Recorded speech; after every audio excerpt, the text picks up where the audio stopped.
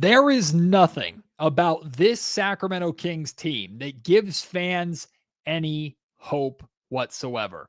And in my mind, that needs to be one of the first fixes Scott Perry makes. Give Kings fans hope again, or at the very least, give them something to be curious about. Chris Watkins from Sactown Sports 1140 joins me to discuss just that right here on Locked On Kings.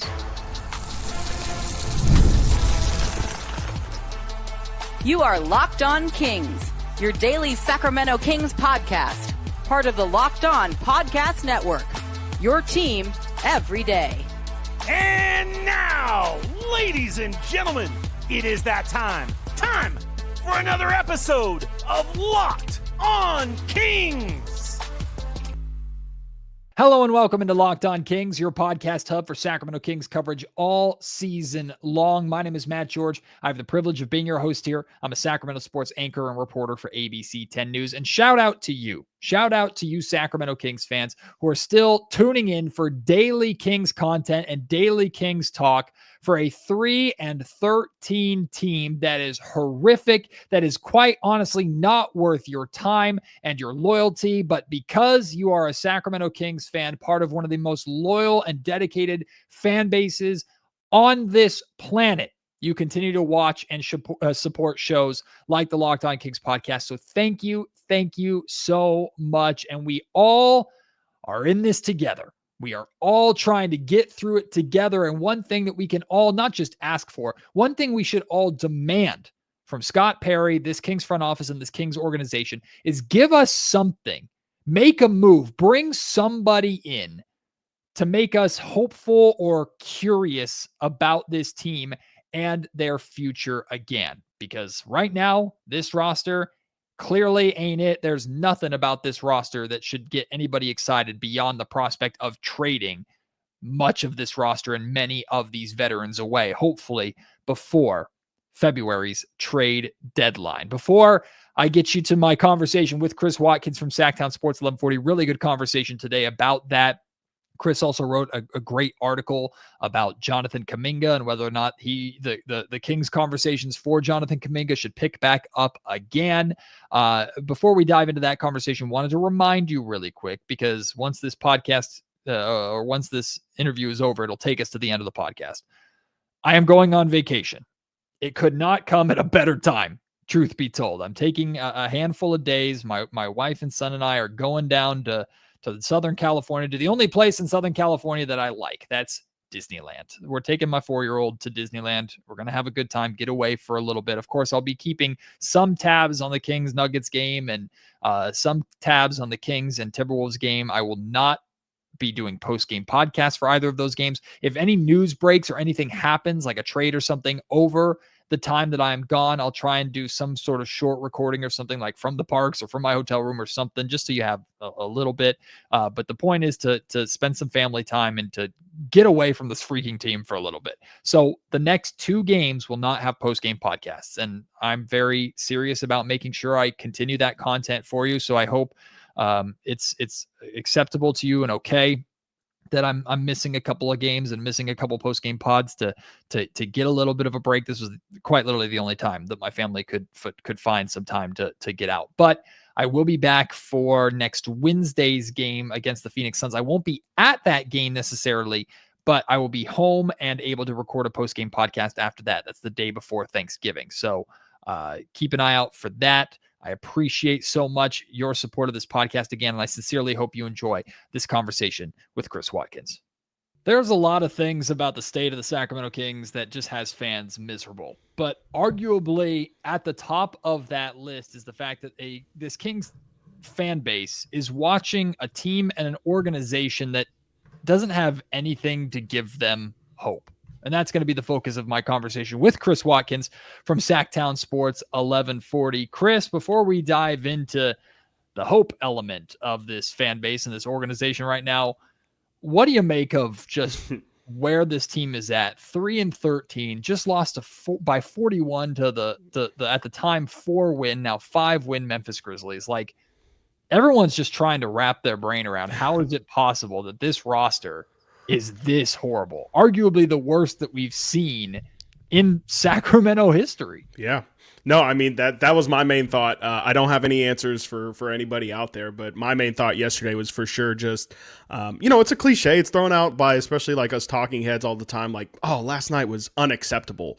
But like yesterday was actually unacceptable. There literally should not be a universe in which, you have the Kings didn't have Domantas Sabonis. They still had Russell Westbrook, DeMar DeRozan, Zach LaVine, Keegan Murray played his first game, Keon Ellis, Malik Monk was still out there. That was still a ton of guys who are more than capable of beating a Memphis Grizzlies team, just like straight up beating a Memphis Grizzlies team that didn't have Jaren Jackson, didn't have John Morant, didn't have, Ty Jerome, didn't have, like, the list goes on and on, Brandon Clark, who never seems to be able to play for them anyway. But like for them to lose by 40 again is just inexcusable. Like, that team is more than capable of beating them. It's one thing if, hey, they have an off night and maybe the Grizzlies are unexpectedly competitive and, whatever, maybe it's the Grizzlies' day. That can happen. We can still be upset. But for them, I mean, Matt, it was 20-10 the Grizzlies were up, and like it just continued from there. It was 20-10, and then next thing you knew, it was Kings down by 20, and then it was Kings down by 30 at halftime, and then it was 40, and then it was, well, it can't get worse than this. Matt, I think it did touch 50 at one point in that game, and then thankfully the last, I think, 4 or 5 minutes, they cut it down to 40. So I mean, it's tough to have any sort of coherent thoughts on what needs to get better, because frankly, after a performance like that, like, it doesn't take somebody following the team every day to tell you things need to change. Like, they just have to change. Like, today, it has to be immediately. Yeah. A term that's also kind of overused amongst media and fan bases, especially for frustrated, blow it up. Yeah, No, seriously, blow this up. Like, send this straight into the sun. Like, this is literally, I can't remember. I know recency bias is a thing. I can't remember a team that was ever like this bad and this unwatchable. Even when the Kings won 17 games, at least there was something on that roster to be maybe excited about, or just there was just something, or at least we didn't expect that team to be going into the season. Hey, maybe they'll be competing for a 500 record. 3-13, quite literally the worst start in franchise history, or one of the worst. It's inexcusable. So, like, the basketball to me, until changes are made, the basketball to me does not matter beyond like how much is Keegan, how much is Keon, how much are Neek and Maxime playing. Like, beyond that, I could care less about any of these guys and what they do with the basketball on the floor. My attention is on Scott Perry, this front office, and how they start moving this franchise forward.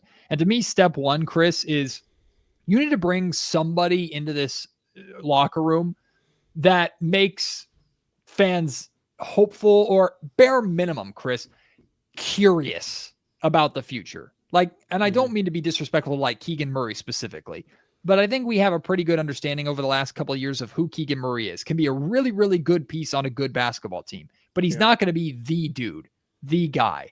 Like, to me, the goal from now until the trade deadline is find a young player or a couple of young players to bring here to Sacramento to play in a consistent lineup with Keegan and Neek and Maxime and these other young players, to make Kings fans curious or hopeful that maybe it can turn into something, not next year, not 2 years from now, but 3+ years from now. Give me something to watch to where I can apply what I'm seeing to the future, because there's nothing about this roster right now that makes me think beyond February. Yeah, no, I mean, everything you said is spot on. I mean, like you said, it's a cliche to say blow it up, but I have many people in my life who, and I frankly agree with them. I'm somebody, Matt, you and I play 2K together all the time. We're in a generation of like, we hit the trade machine, we make up crazy trades, all of that stuff. And everybody's always trying to, extract every single little bit of value you can out of all these deals that you make up in fantasy land. Matt, I've again been reached out to by several people, friends, media people, all the above and all in between, that are just saying straight up, I don't care what we get back. Like, right. I don't care if we get a King's ransom for Domantas Sabonis, even though we gave up Tyrese Halliburton for him. Like, with fans are at the point now where I honestly just think they want change for the sake of change. And I'm never one to promote that. I think that's how you frankly end up in situations like the Kings have been in, or were in, I should say, for 17 straight years. But that's how bad it is. It really is that bad that I completely agree that at this point, it really doesn't matter about getting the greatest potential return, because I really think I was talking to Jason Ross about this yesterday. Let's just, throw out random players, that could be involved. Like if you swap DeMar DeRozan for Jaime Jaquez or something like that. Like I don't think many people are exactly like Sign me up. That's how I feel like a lot of people should be, right?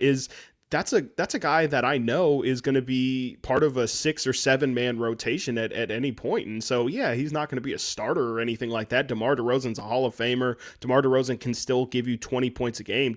Jaime Jaquez can't do any of that. But, I just say that as an example to say, I think getting these guys out and like you factually have to get something in return for them. I think whatever is equal value for these guys, I think everyone's just going to be fine with, because I think collectively we all just want to see something different, and obviously leaning in more so if you have the luxury to have your beggars be choosers. I definitely think, like you said, Matt, it should be leaning into these younger guys with upside, but frankly, I mean, with where the Kings are at right now, it feels like, again, they're going to be a little bit in a we'll take what we can get.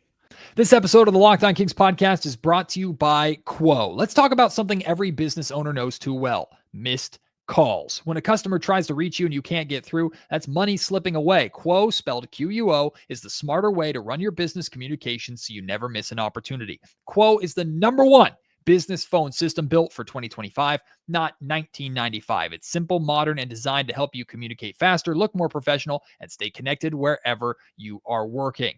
Your whole team can share one number and collaborate on calls and texts like a shared inbox, which means you get customers the help that they need faster. The built-in AI is a game changer. It logs your calls, writes summaries, and even sets up and follow-ups.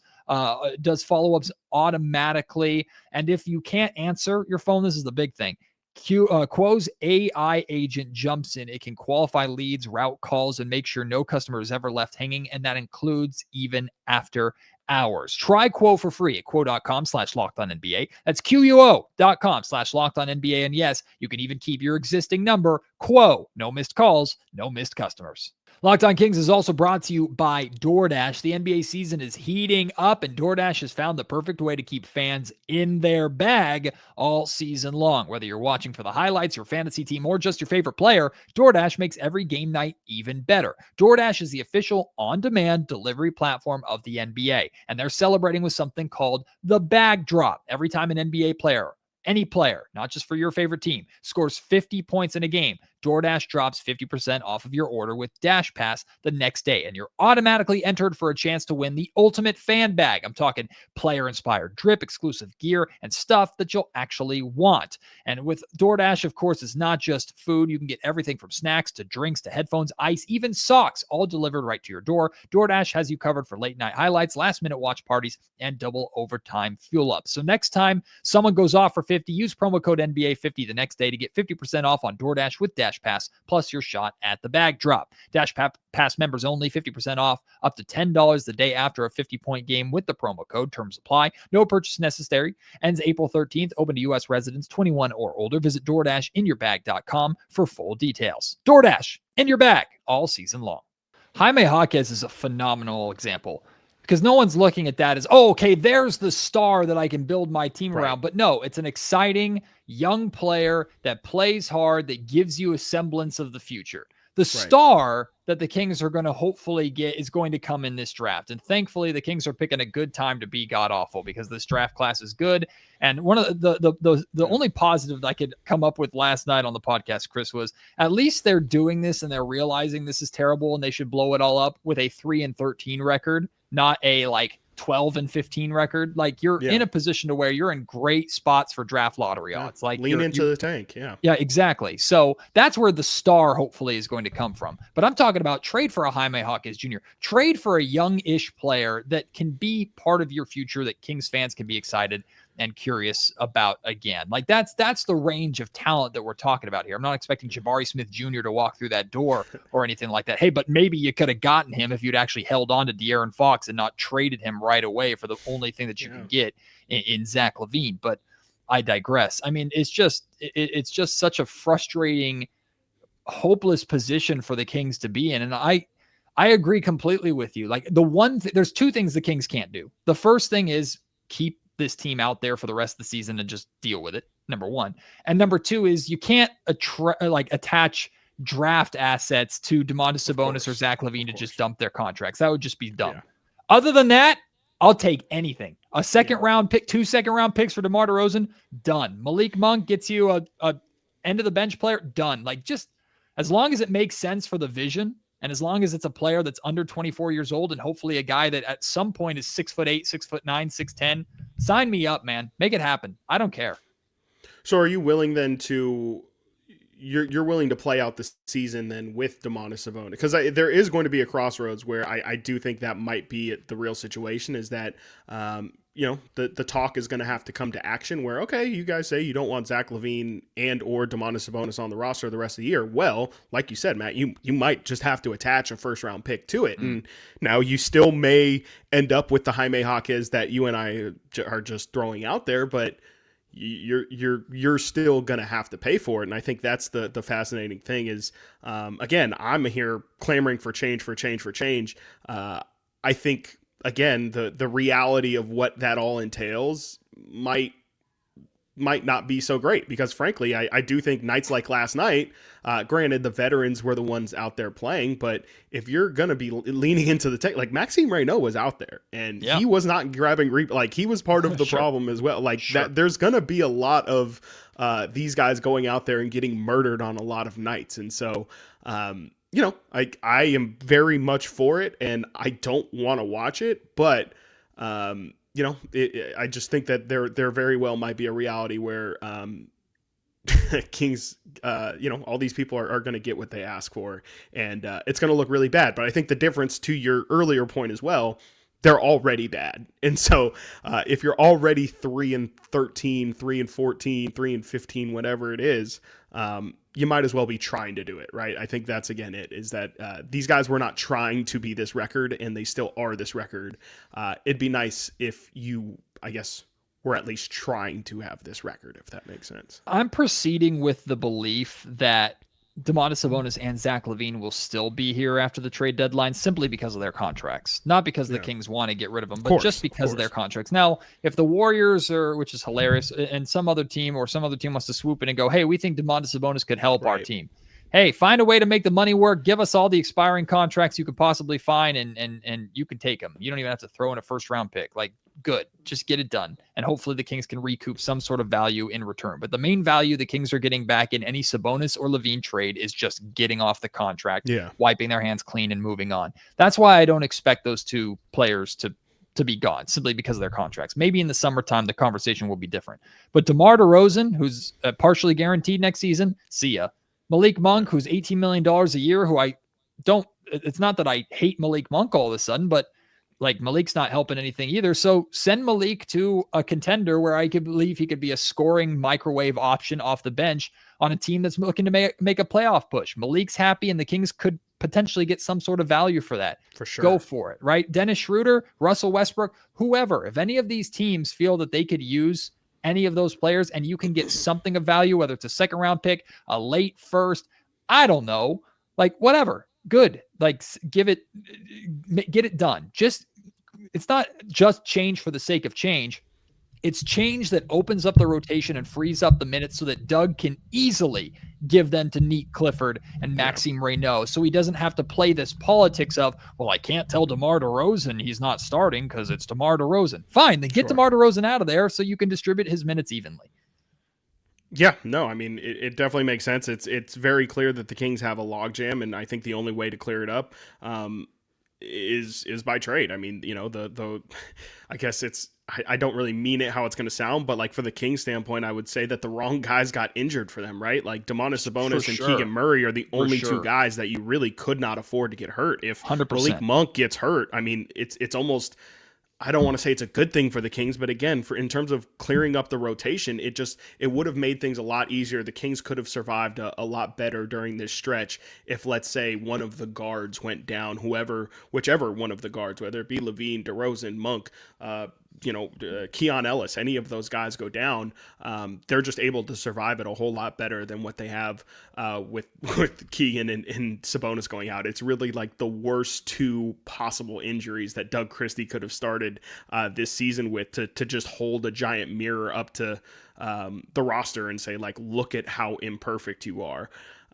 So yeah, I mean, it's something that just has to happen if this team wants to have any, like, they need to extract some sort of purpose out of this season. Right now, it's never been more evident that there is no direction to this team. There's no purpose to this team. And I don't really think anybody really knows at this point in time what their hope is to get out of this team. And so I think the quicker that they can get closer to an answer, I think obviously the better, but it's been about as bad of a start to an era for both Doug Christie and frankly Scott Perry, who can't just walk out of this, no pun intended, scot-free. Like, I understand you can't flip a roster in one off season, but you co-signed on the coach. You still did make several imprints on this roster, none of which have really made any sort of impact. Definitely have not made the overall group as a whole better. It's been a pretty tremendous failure, honestly, to start the season. Like there's been not a single victory that I think you can take from the Kings front office standpoint for the start of this season. Locked On Kings is also brought to you by PrizePicks. You and I make decisions every day, but on PrizePicks, being right can actually get you paid. Don't miss any of the excitement of this sports season, whether you're following the NFL, NBA, or both. There's no better time to jump in on the action. If you haven't tried it yet, PrizePicks is the simplest way to play. You just pick more or less on at least two player stats, and if you get them right, you win. It takes less than 60 seconds to make your lineups, and you can play anywhere PrizePicks operates. That includes California, Texas, and Georgia. I've been using PrizePicks for years. I use it on NFL Sunday for both NFL picks and NBA action. I specifically use PrizePicks a lot for a Kings game. I pick a couple picks for the Kings, a couple picks for their opponents, and try and win that way. It's so much fun. Plus, the new stacks feature is a game changer. You can now pick more on like Steph Curry's points, threes, and assists in the same lineup. Plus, if one of your players or any of your players leave early with an injury, the injury reboot saves your lineup from an automatic loss. Download the PrizePicks app today and use code LOCKEDONNBA to get $50 in lineups after you play your first $5 lineup. That's code LOCKEDONNBA for $50 in lineups after your first $5 lineup. PrizePicks, it's good to be right. Chris, you're a man of many talents, from the work that you do on the air at Sactown Sports to all the graphics and social media stuff that you do. If you see a Sports 1140 or Sactown Sports post somewhere with a graphic, typically it's Chris Watkins that's on the other end of making that happen. In addition to that, you also do some great written work, and you dropped an article recently about Jonathan Kuminga. And I know some people are audibly groaning as I say that name because of how long and how much we talked about the Kuminga conversation over the course of the summer. Really carried us through the offseason. But is it time to genuinely start that Kuminga conversation up again? Because the Warriors structured that contract quite obviously to be able to trade it. That was very clear throughout the entire process. And to the surprise of absolutely nobody, Jonathan Kuminga is still on the outs in Golden State. He apparently still feels like the scapegoat because he is.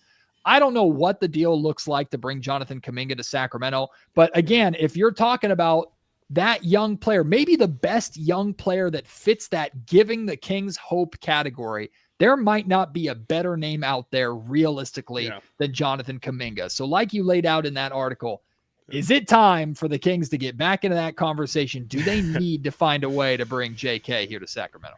Yeah. Thanks for the shout out for the article, Matt. I really appreciate it. I'm trying to get my fingers to work. I've never really dove into the writing element of things. You cooked, man. It was great. I'm trying. Thank you. But yeah, I mean, the ironic thing, I guess, is that we still have to wait till January for any sort of Jonathan Kuminga move because he signed that deal in the offseason. And same with Dennis Schroeder, like same with anybody who signed a deal this offseason. It's until January 15th you're restricted from any sort of trade movement. So as excited as we can be about it now, even then we still have to wait at least 2 months for any sort of action to even be whispered about. And during the offseason, it's another reason to say the Kings should have been more active. There's a good chance, especially if you read what Mark Stein dropped in his Substack the other day, that Jonathan Kuminga is going to have a couple different suitors. So it seemed like in the offseason it was just the Kings and the Phoenix Suns that were in a legitimate race to get Kuminga services, there might be a handful more teams that are going to come calling for Kuminga. And I think that's what the Warriors were hoping for initially throughout this entire process, was just sign the contract and we can everything can still work out, but we just don't think that the best possible trade is one that's on the table right now. And the first question Alan Stiles asked me when he heard that I wrote the article was if I had any sort of mock trade in there. I leave those kind of things for him. I have no idea. Yeah, I have no idea how to work the trade machine really like that. You can come up with your favorite trade or whatever, but I think the bigger point was just, and the thing that I really, really wanted to hammer down was, it's a really, really good swing for the Kings to take. I definitely have never been a Jonathan Kuminga fan in terms of his game. He's a long, rangy, athletic guy, which I love, but doesn't use it defensively, which is something that is constantly frustrating, especially, look at a guy like Zach LaVine. I would say Kuminga uses his athletic ability more on the defensive end than Zach LaVine, but still isn't really a shot blocker or anything like that. Doesn't use his speed or his athleticism to stay in front of guys. It really is just a crafty finisher who is a pretty inefficient scorer in every other spot on the floor. But again, it's really just about the style or the profile that Jonathan Kuminga brings. He's 23 years old. He's already been in the NBA. He would be. I wrote in the article he'd be the Kings' second youngest player, only behind Maxime Reynaud right now. Crazy. Younger than Devin Carter, younger than Neek Clifford, obviously younger than Keegan Murray. And yet he would have more playoff experience than Domantas Sabonis, Zach LaVine, and Malik Monk combined. At the age of 23, 4 years in the NBA. And I think that's the real benefit is, you see guys like Josh Giddey arrive in Chicago and have kind of a career resurgence. And, it's definitely become a thing in the NFL, this kind of second draft with all these QBs that have kind of popped out of nowhere. But I think that's the kind of spirit that the Kings need to take to this roster building, because we hope that they'll get the number one pick and the future will be bright from here on out. But Matt, we lived that 17-year drought and the Kings didn't have a single number one pick that entire time. And we know what happened when they got as close to number one as you can get with number two. And so there's just no guarantee that that's going to work. And so you need to take as many bites at the apple. And I just think Jonathan Kuminga, a dude who is pretty much rookie age, but has 4 years of what you could just call college experience, because the dude played in the G League Ignite, RIP. You could call the Golden State Warriors 4 years that he spent there a very tumultuous college experience, but essentially a trial by fire college experience, to where even then, and this is what I think's been lost, the dude has averaged 15 and 16 points per game, even while struggling, even while the coaches has, he's not been in favor with the head coach, and he's played with stars that, only many NBA players can dream of playing next to. And so, obviously it should still be factored in that situation, they have, not been very big fans of him, especially in terms of setting the culture and upholding standards that they have. That should definitely be concerning when you're walking into a King situation that seems to have no standards right now.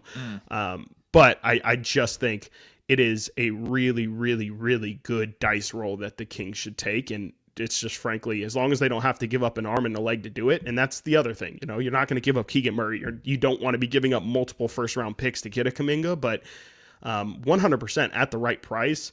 This is the type of guy that you should be going after, because the benefits are just so huge. Again, I'll use Josh Giddey as the example.